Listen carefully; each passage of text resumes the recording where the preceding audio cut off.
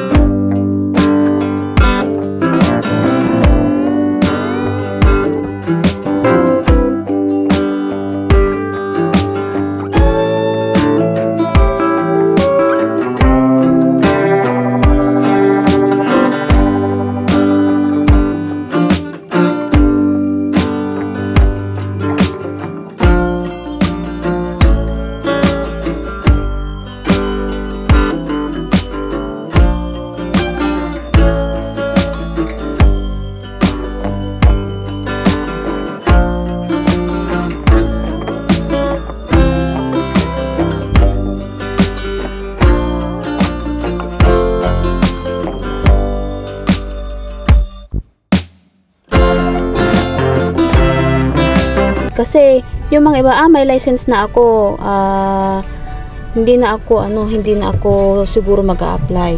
Hindi po. Kahit may lisensya ka sa Pilipinas, mag-a-apply ka pa rin.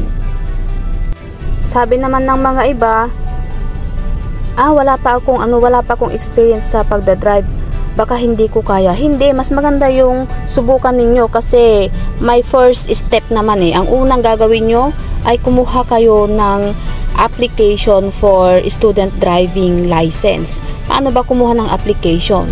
So, i-ready ninyo yung inyong passport, ang inyong Hong Kong ID, tapos proof of address. Ano ba tong proof of address?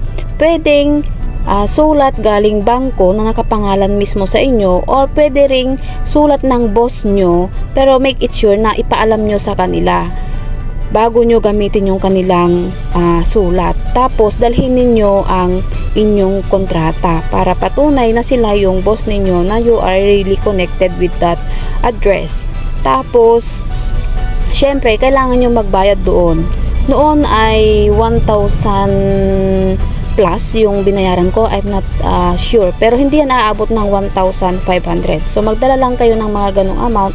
Tapos punta na kayo mismo sa transport department, i-approach ninyo ang information, tapos sasabihin nila sa inyo kung saan kayo magla-line up for application of student driving license. So doon bibigyan kayo ng application form, tapos pipila ulit kayo para sa payment.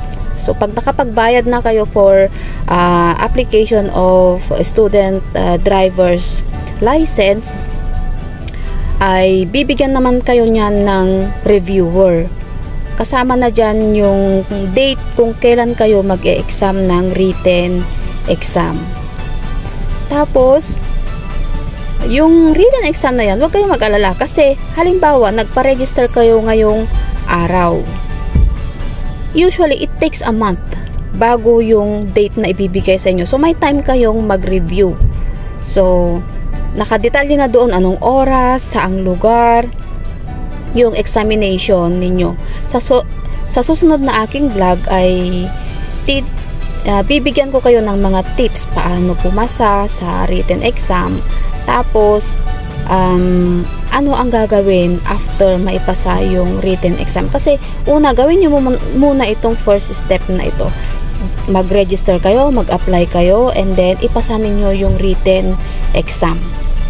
Pagkatapos nyan, pag-usapan natin kung paano yung pagguha ng private instructor kasi yan may student driver's license na kayo, diba? So kailangan ninyong mag-hire ng instructor. Paano po kumuha ng instructor? Syempre kukuha kayo ng English instructor. Tapos syempre yung mura din. Paano ka makakahanap ng mura? So maraming paraan. Paano tayo makahanap ng mura? Pwede tayo tanong sa mga kaibigan, pwede ba silang, may mga mairekomenda ba sila, ganun. Kung hindi naman, pwede ikaw mismo, para kang nagsashop lang din na magtanong-tanong ka magkano ang presyo mo, ganyan. So, kung kanino ka namumurahan, sa tingin mo kayang-kaya mo ang presyo at sa tingin mo makakaintindihan naman kayo sa kanyang English at okay ang mo, kasi siya yung magtuturo sa'yo siya yung susundin mo kung ano yung gagawin niya. So, ikaw, mas maganda kung ikaw mamimili. Okay, kasi may step yan yun na, yung student license. Pag naipasa mo yun, another license na ang bibigay sa'yo, yung probationary license. Tapos 1 year yun na naka-probationary license ka, then after that, pwede mo nang i-apply ng professional driver's license. So, yun guys, ang mga sasabi ko lang when it comes sa pagkuha ng lisensya. Salamat guys sa inyong panunood, at sa susunod na aking mga videos ay sasagutin ko naman yung mga iba't iba pang mga katanungan.